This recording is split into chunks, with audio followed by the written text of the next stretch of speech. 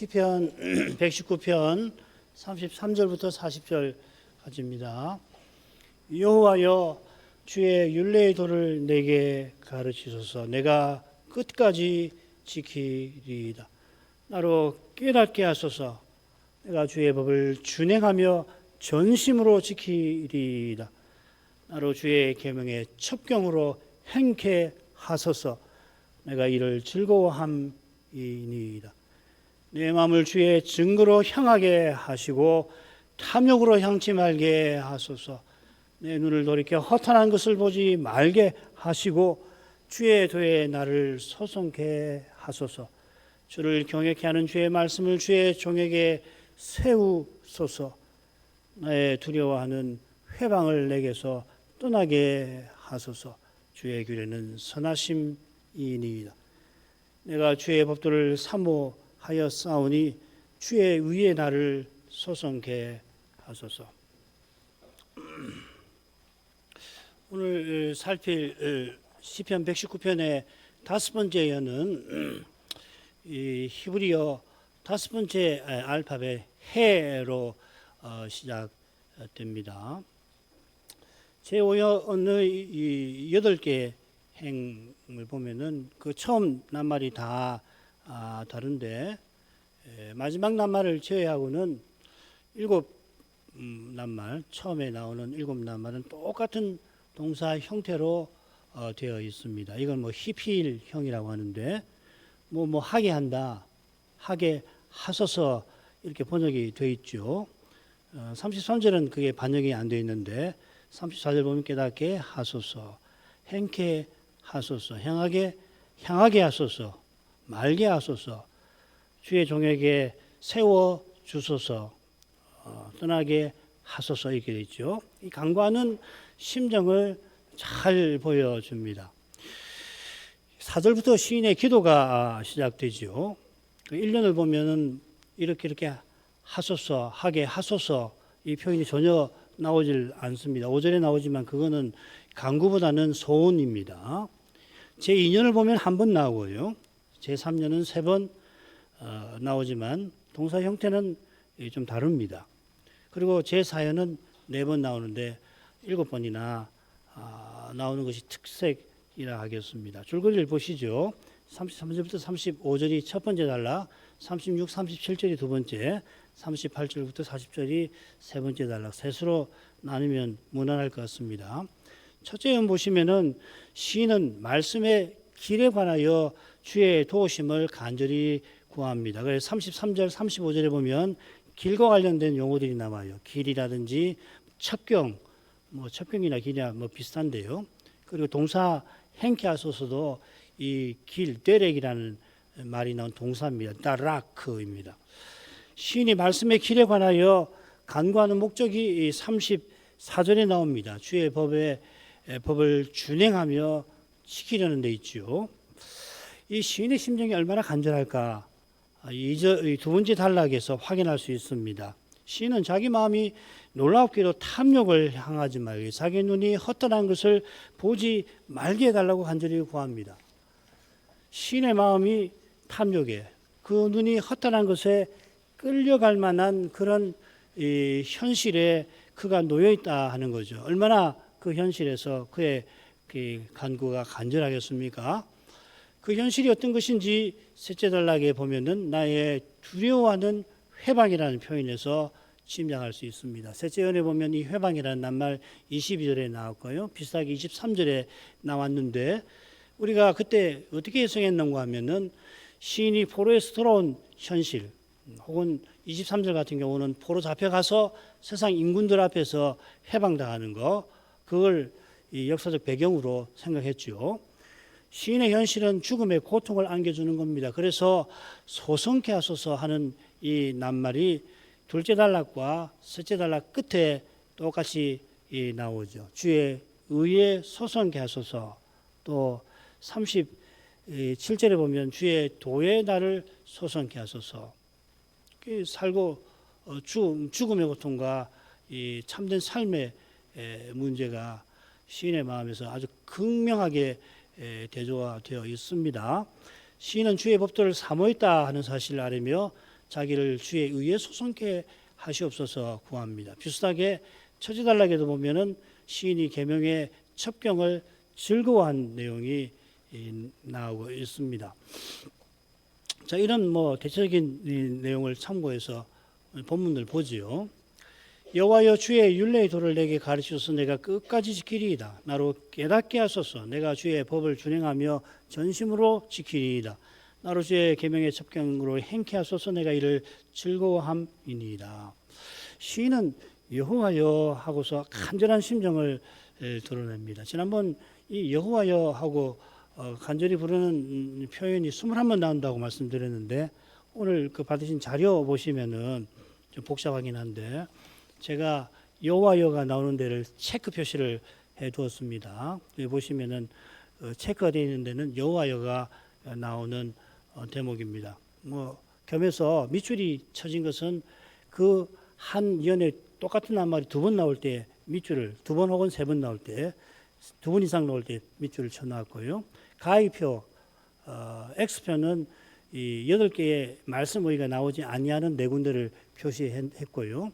X표 옆에 도라든지 또 복이라든지 그 다음에 성실은 이 말씀 어휘는 아니지만 말씀의 하나님 말씀과 근사한 개념어가 거기 나왔다는 것을 표시한 겁니다. 이걸 참고 한번 해보십시오. 이 21번 다 조사해 보면 이 판단이라고 하는 미슈파트가 나오는 절이 6회로 가장 많고, 또 여기 율례, 또 말씀, 따바르가 나오는 구절이 4번, 법이 3번, 정구와 계명이 각각 2번, 말씀 임나라고 하는 말씀이 나오는 절이 1번입니다. 희한하게 법도가 나오는 절에는 여호와여가 나오지 않습니다. 잘 모르겠습니다. 다만 판단이 나오는 절에 여호와여가 왜 가장 많이 나올까 생각을 해봤는데, 주의 의로우신 판단이 절실한 현실과 붙어 있는 것 같습니다. 39절에 보면은 나의 두려워하는 해방을 내게서 떠나게 하소서. 주의 규례는 이 판단하고 같은 말이거든요. 선하심이니이다. 여기 주의 판단이 선하시다고 호소를 하는가 생각해 볼 필요가 있죠. 비슷하게 방백들이 앉아서 해방할 때 시인이 주의 종으로서 주의 율례를 묵상하면서 그 심정이 어떠했는지 우리는 조금 살펴봐야겠습니다. 요컨대 시인이 여호와를 부르면서 주의 율례의 도를 내게 가르치소서. 그 현실이 23절이나 39절과 비슷하다는 겁니다. 그리고 이 현실이 이 시편 119편의 역사적 배경과 붙어 있을 겁니다. 포로 잡혀가거나 식민지 백성이었을 때 세상 임금들과 민족들이 너희 하나님이 지금 어디 계시느냐 해방한 겁니다. 이런 비참한 현실 가운데에서 시인은 주의 율례를 묵상하였습니다. 세상 임금들이 조롱하든 말든 개의치 않고 마치 세상사 초탈한 도인처럼 그 자리에서 묵상한 거 아니겠죠? 세상 임금이 앉아서 재판하는 자리니까 도인이라고 할지라도 쉽사리 그런 태도를 취하지 못할 겁니다. 더욱이 시인은 자기의 두려워하는 회방에 견디기 힘든 슬픔과 괴로움을 겪으면서 주의 율례를 그 자리에서도 붙들고 있었던 것입니다.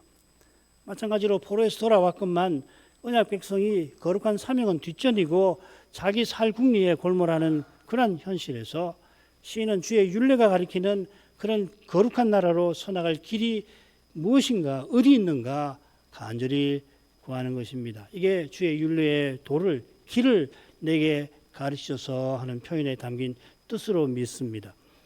시인은 시대적 사명이 무엇인지를 분명히 합니다만은 그 사명을 이루는 길이 그 현실에서는 어디인지 잘 알지 못하는 것입니다.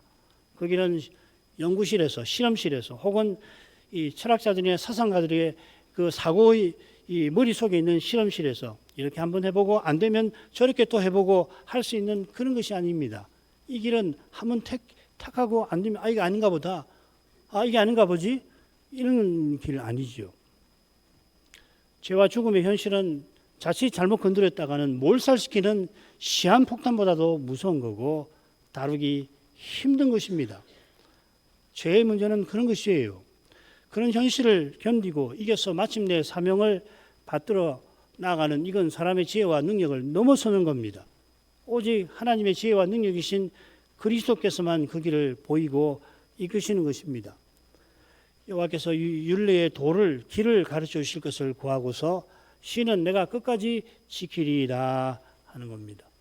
여기 이 지키리이다 할 때에 그의 심정은 율례가 가리키는 하나님 나라, 영원한 나라를 얼마나 사모하는가를 보여주는 것이에요. 내가 이렇게 끝까지 지켜볼랍니다. 그런 거 아니란 말이죠. 한번 길만 가르쳐 주시기만 하면 그 다음부터는 제가 뭐 끝까지 달려가죠. 그런 게 아니고 영원한 나라를 얼마나 사모하는가 그 심정에서 끝까지 지키리이다. 지키게 해 주십시오. 겠죠? 이런 심정으로만 하나님의 율법을 제대로 지키는 것입니다. 반면에 바리새인 보십시오. 율법의 형식을 철저히 지켰는데 사람의 힘과 꾀로 자기 세상 세우려는 데서 그런 마음이 나오는 겁니다.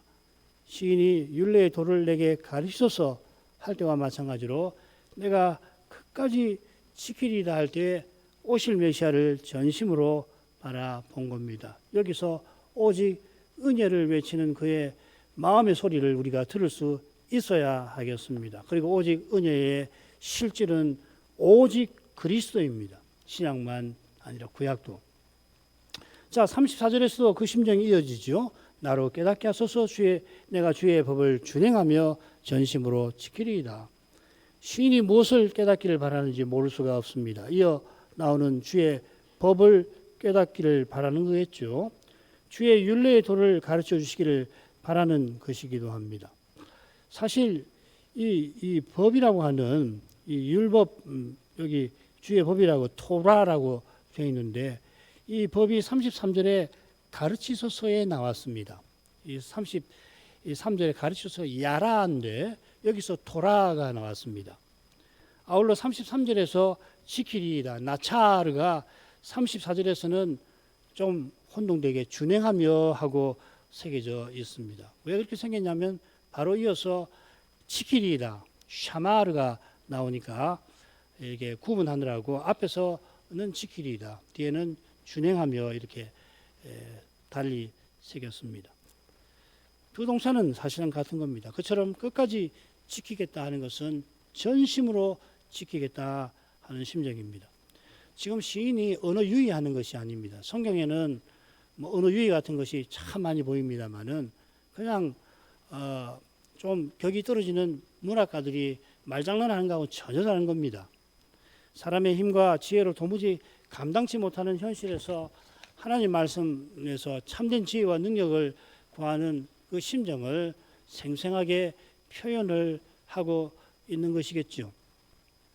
이 거룩한 표현에 담긴 그 절절한 심정의 깊이와 너비를 우리가 다 헤아리지는 못할 겁니다만은 장차는 매 순간 새로운 즐거움 가운데에서 지금 여기서 고난 중에 겪는 슬픔과 아픔의 그 깊이와 너비를 지금은 잘 못 헤아리지만 그때는 온전히 헤아리며 더욱 큰 기쁨에 우리가 나아가게 될 것입니다.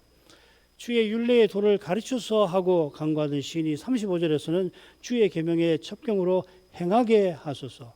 내가 지키리이다 한 심정이 뭐냐면 주의 첩경, 계명의 첩경으로 행하게 하소서 이거죠. 계명의 첩경이 율례의 길과 똑같지는 않겠습니다만 얼마나 다른지는 잘 모르겠습니다. 다만 율례가 계명의 구체적 실행 지침이니까 율례의 정신이 계명에 담겨 있겠습니다. 계명이나 율례가 똑같이 오실 메시아와 영원한 나라를 가리키는데 그 점에서 계명은 율례보다 좀 더 근본적인 것일 거다. 뭐 이런 정도로 이해해 볼 수 있겠습니다.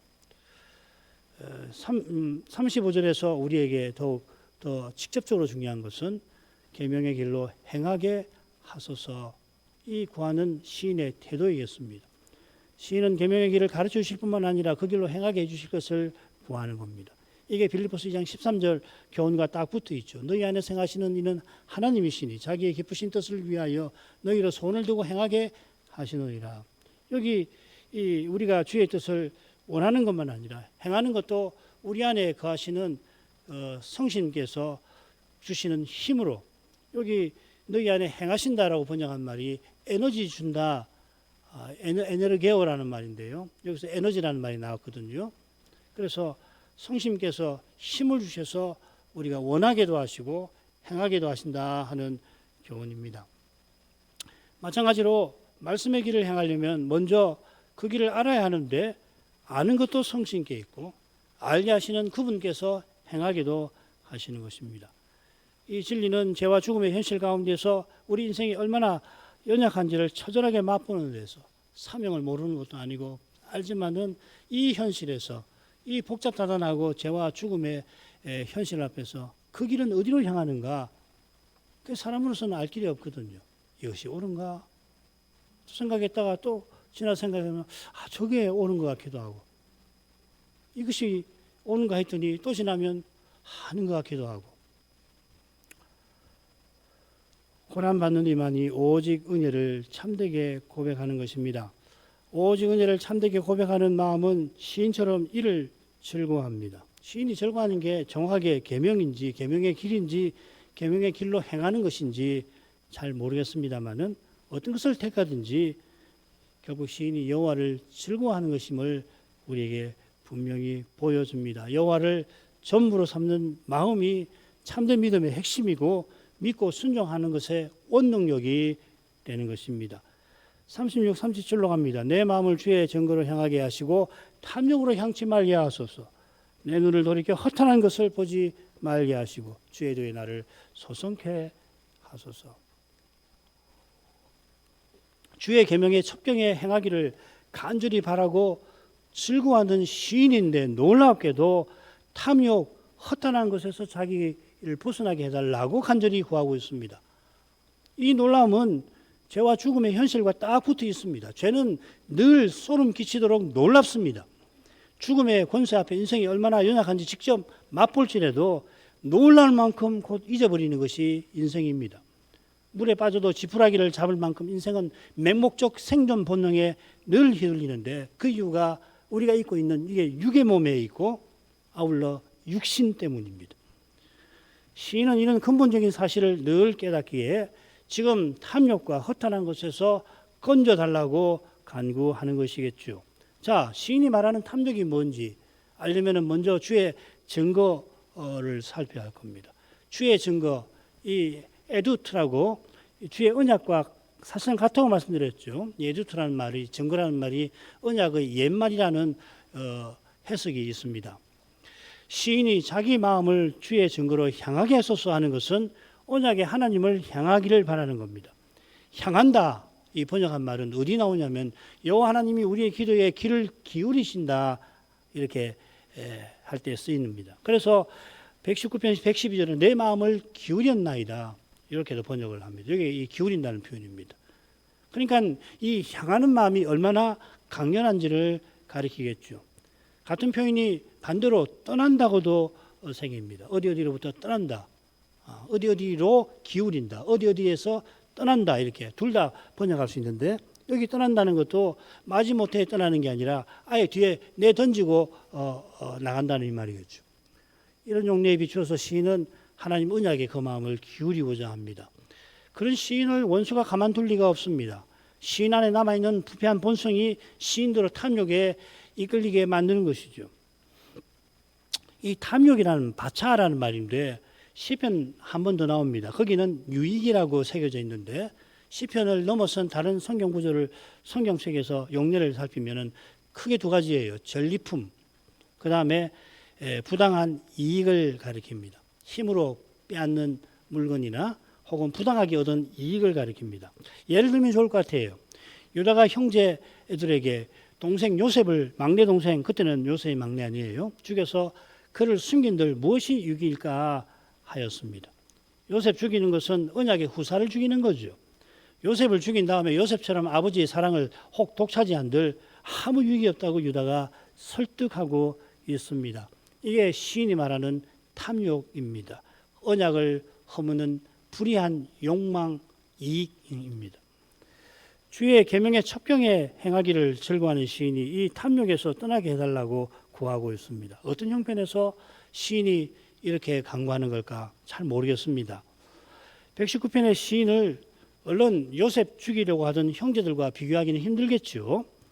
그러나 처음에 다른 형제들처럼 요셉을 죽이려던 유다가 요셉을 죽음에서 건지려고 한 것이, 또 나중에 그가 아버지 야곱과 베냐민을 위해서 대신 옥에 갇힌 이것이 은혜의 신비로운 그 복된 신비에 있듯이, 죄의 끔찍한 역사가 여호와 앞에 온전히 행하던 아사 왕들어 말년에 선자의 말을 거부하고 옥에 던져넣는 거기서 죄의 두려운 신비가 드러납니다.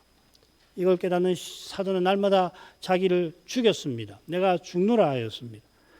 날마다 자기를 죽인 그는 전에 누구보다 하나님을 위한다며 하나님의 교회를 핍박했습니다.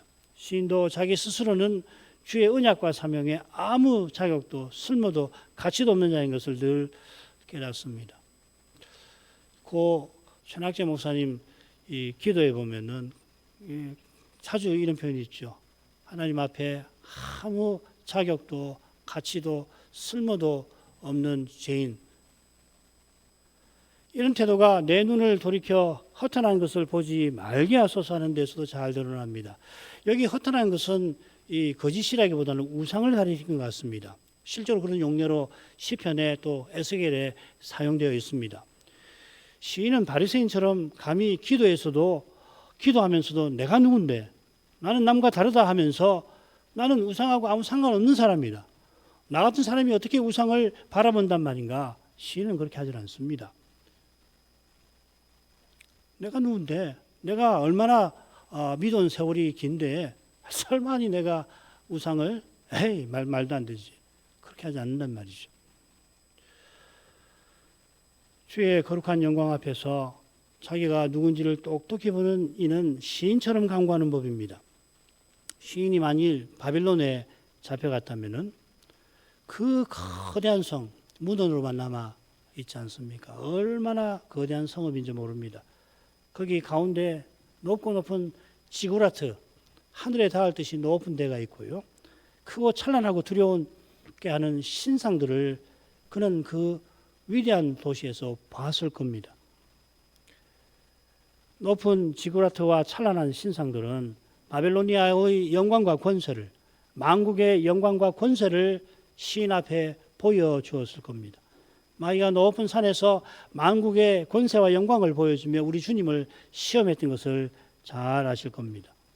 주님께서 우리나 시인과 달리 죄가 없으시고 하나님으로서 모든 권세와 영광을 이미 지니고 계시니까 그 유혹 받으실, 혹하실 리가 없습니다마는 영광과 권력에 늘 유혹받기 쉬운 우리를 위하여 시험 받아주신 거 아닙니까?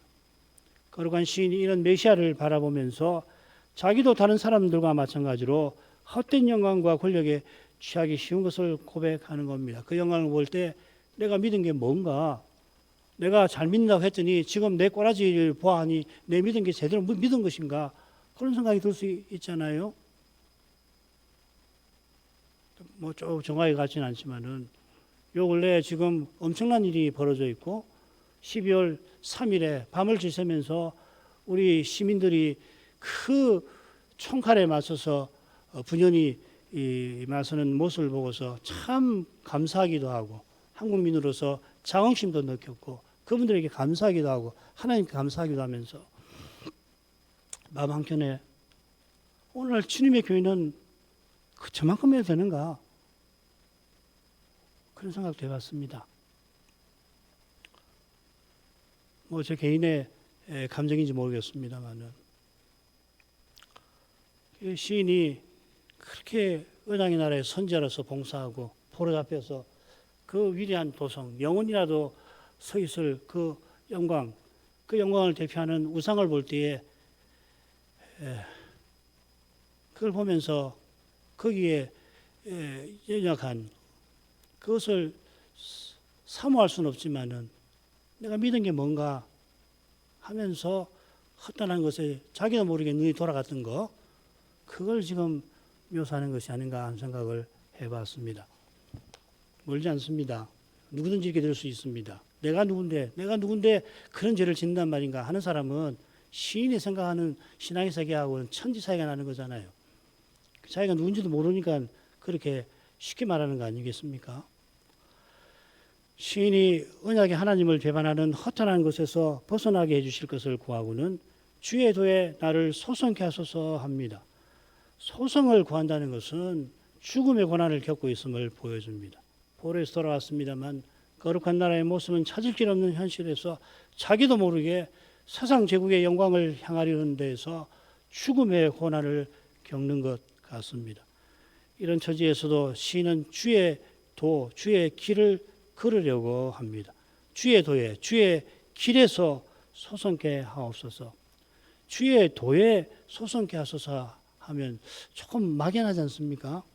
주의 길에서 소성케 하소서. 이게 오히려 좀 이해하기 쉽지 않나 생각이 듭니다. 첫째 단락에 이 심정이 잘 드러났지요. 33, 35절에. 그 길에서 시인은 참된 생명을 맛보려고 합니다. 참된 생명은 죽음의 고난을, 죄의 권세를 견디고 이기는 데 있습니다. 참된 생명은 자기 십자가를 지고 주님을 좇는 데 있지 병들지 않고 염려 없이 사는 것이 아닌 것입니다. 마지막으로 가죠. 주를 경외케 하는 주의 말씀을 주의 종에게 세워주소서. 나의 두려워하는 회방을 내게서 떠나게 하소서. 주의 규례는 선하심이니이다. 내가 주의 법도를 사모하여 싸우니 주의 의에 나를 소성케 하소서. 이 단락은 다섯 번째 연의 결말다하게 처음 두 단락의 주제를 고스란히 담아내며 발전시킵니다. 방금 살핀 주의 도에 소성케 하소서, 마찬가지로 주의 의에 나를 소성케 하소서 하고 단락이 끝나죠. 그처럼 주의 법도를 사모하는 것은 처음 첫째 단락 끝에 이를 즐거워함과 비슷합니다. 아울러 38절은 첫째 단락과 39절은 둘째 단락과 각각 관련이 되겠습니다. 주를 경외케 하는 말씀이 주의 종과 잘 어울릴 겁니다. 시인은 주의 종이니 누구보다 주를 경외해야 합니다. 그러나 두려워하는 해방이 시인을 낙담케 하기 때문에 시인이 주를 이런 현실에서 경외하는 건 너무도 힘듭니다. 이건 오직 말씀을 깨닫는 데서만 가능한 것입니다. 자, 이런 내용에 비추어서 말씀을 주의 종에게 세우소서. 이게 무슨 말인가? 말씀을 세우소서. 여러 주석가는 이 칼빈도 그렇게 해석하던데 여기 말씀은 여호와의 약속이라고 봐야 한다. 이런 뜻으로 말씀을 쓰곤 하거든요. 여호와께서 그 약속을 주의 종에게 이루어 주소서. 약속의 말씀이 넘어지지 않고 서게 해달라는 거죠, 그죠? 이루어지게 해달라. 말씀이 서지 않고 떨어지면은 이루어지지 않는 거 아니에요? 그런 뜻으로 해석하라고 했는데 그게 아무래도 좋은 해석 같습니다. 저도 그 해석을 따랐습니다. 간구하는 시인의 심정은 절절합니다. 시인은 말씀과 심히 어긋나 보이는 현실 한가운데에서 주의 약속을 바라보는 것입니다. 그런데 바로 여기에 주를 경외하는 신비가 나타나는 것이에요. 그냥 아무 염려할 거 없고 돈도 잘 벌고 인간관계도 원만하고 회사에 가도 누가 하나 괴롭히는 사람 없고 나라도 평안하고 전쟁도 없고 뭐 이런저런 그래 하나님 말씀을 순종하는 것이 즐겁고 그런 데서도 주를 경외함이 물론 있겠습니다만 성경에서 주를 경외함은 반대 같아요. 고난의 현실에서. 더구나 이게 경외하는 건가 할 수 있는가 싶은데 실은 경외하게 하시는 바로 거기에 이 믿음의 신비가 나타난다는 말이죠. 주님의 약속이 아직 눈앞에 보이지 않습니다. 세워주셔서 했으니까 이루어지지 않은 거 아니에요. 그러나 주님을 부르는 거기에 처절하게 부르는 거기에 내가 주님을 부른다는 의식조차 갖기 힘들 만한 그런 거기에 이미 말씀이 약속이 이루어지게 하시는 것입니다. 시인이 간구하며 하나님을 가까이 하는 이것이 하나님의 모든 약속의 핵심입니다. 모든 약속이 그리스도 안에서 이루어지듯이 시인은 말씀을 세우소서 약속을 이루어 주옵소서 하면서 그리스도를 바라보는 것입니다. 여러분 바라시는 거 하나님을 영원히 가까이 하는 것 아니고 뭡니까? 오실 메시아를 바라보는 그 심정이 얼마나 절절한지 39절에서 짐작할 수 있을 것 같습니다. 나의 두려워하는 해방을 내게서 떠나게 하소서. 여기 두려워한다는 동사가 구약에 매우 드물게 나오는데 신명기 9장 19절을 참조할 만합니다. 여호와께서 심히 분노하사 이스라엘을 멸하려 하실 때에 모세가 느낀 두려움에 사용됩니다. 지금 시인이 모세처럼 두려워합니다. 그가 두려워하는 회방은 열방이 하나님을 조롱하는 것을 가리킵니다. 이 회방은 언약이 무너진 것을 가리킬 뿐 아니라 그 결과로 언약의 하나님이 그 이름이 모욕받으시는 겁니다. 포로 잡혀갔을 때 그런 회방을 받았는데 거기서 돌아와서도 그러합니다. 42절 다음 시간에 살필 수 있을 텐데 나를 회방하는 자에게 대답할 말이 있사오리니 포로에서 돌아온 시대만 아니라 그리스도께서 다시 오실 때까지 참된 믿음은 이 고난을 피할 수가 없는 것입니다. 시인이 두려워하는 회방을 떠나게 하소서 간구하는 이유를 이어댑니다. 주의 규례는 선하심이니이다. 주의 규례가 선하시기 때문에 내가 죽음처럼 두려워하는 회방을 떠나게 해주십시오. 이 말이죠. 규례라고 새긴 이 미시파트라는 말이 시편 119편에 여러 번 판단이나 국문으로도 새겨져 있고요. 여기서는 저는 규례보다 판단이나 심지어 통치가 더 낫지 않나. 그리고 영어 번역을 보면 그렇게 번역한 데도 있습니다. 뭐 번역이 중요한 건 아니니까 하나님께서 선하셔서 하나님의 이름을 비방하는 악을 결코 그냥 두지 아니하십니다. 하나님은 지극히 선하셔서 악을 악으로 심판하실 때 악을 악으로 심판하시는데도 영원한 선한 것을 위하여 영원한 나라를 위해서 그리 하시는 것입니다. 그래서 우리 하나님은 실로 거룩하셔서 우리의 악을 선으로 바꾸시기일 만큼 선하신 분입니다. 지금 하나님의 선하신 판단을 시인이 고하는 것은 주의 원수를 벌하여 주실 것만 아니라 주께 범죄한 언약 백성을 돌이키게 해주실 것도 구하는 것입니다. 제5연 마지막 행에는 시인이 보옵소서 히인내라는 말인데요. 보옵소서 이 동사가 아니고 이 감탄사 같은 겁니다. 자기가 법도를 사모해왔던 것을 아뢰입니다. 시인이 선제답게 말씀을 사모한 건데 여기 법도를 언급한 뜻이 있는 것 같아요. 지난번 말씀드린 것 같은데 이 법도 피쿠딤이라는 말은 이 돌본다, 공고한다, 신방한다 하는 이 파카드에서 왔습니다. 시인이 주의 법도를 사모했다는 것은 주의 돌보심을 늘 구했다는 것을 암시하는 것이겠죠. 그러니까 바리새인은 주의 법도를 가지고서 자기가 백성들을 돌보고 언약의 나라를 수호하겠다, 언약도 수호해 보겠다고 그런 교만한 태도를 취하지 않았습니까? 시는 그렇지 않습니다. 하나님의 법도에서 하나님의 돌보심을 바라면서 하나님의 율법을 읽은 거 아니에요. 성경은 그렇게 보는 겁니다. 안 그러면 마음이 교만해져 가지고서 바리새인처럼 되기가 쉬운 겁니다. 누구든지. 주님께서 자기 백성을 돌보실 때 단연 말씀을 통해서 하시죠. 이는 우리가 그리스도를 통해서 하나님께 나아가도록 하나님이 먼저 그리스도를 보내신 것과 붙어 있습니다. 이 점에서 요한복음의 머리말이 참 중요해요. 거기 머리말에서 이 그리스도를 말씀 하나님이라고 부르지 않습니까? 그리스도께서 태초부터 말씀이신 까닭에 세상에 오셔서 죄인이 하나님께 나아갈 길을 보이셨고 심지어 그 길이 되셨습니다. 그처럼 하나님께서 영원한 생명이신 그리스도를 통해서 이제도 우리를 돌보십니다. 이게 요한일서 머리말의 핵심 주제입니다. 사도가 듣고 본 영원한 생명이신 그리스도를 전한 결과로 우리가 아버지와 그리스도를 모시는 그리스도와 함께하는 사귐에 이른 것입니다. 이 사귐은 하나님이 우리의 아버지로서 우리를 늘 자녀로서 돌보시는 그것입니다. 무엇보다 하나님께서 우리가 배도하는 죄를 범치 않게 하시고 아버지를 본보다 사랑하게 하십니다. 이게 요한 1서의 주제들이죠. 바로 여기에 시인이 주의 법도를 사모하여 싸우니 할 때 그 마음이 간절히 바라던 것이 여기 있는 것입니다. 시인이 간절히 바라는 그것을 하나님이 친히 이루십니다. 이 사실을 가리키는 대표적인 표현이 바로 주의 의입니다. 주의 의는 여호와께서 친히 언약을 이루심을 뜻하는 겁니다. 포로에 잡혀가고 거기서 돌아온 시인에게 이보다 분명한 진리가 없습니다.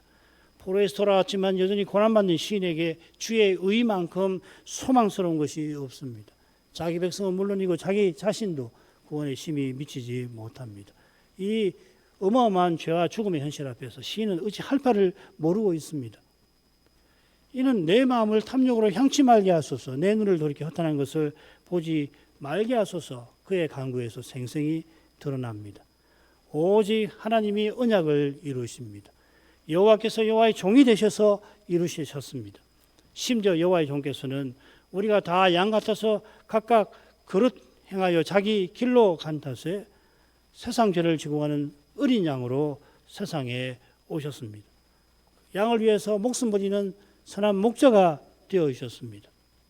이런 사실을 가리켜 바울 사도는 로마서 처음에 하나님의 의가 복음에는 하나님의 의가 나타나고 있다, 계시되고 있다 하였습니다.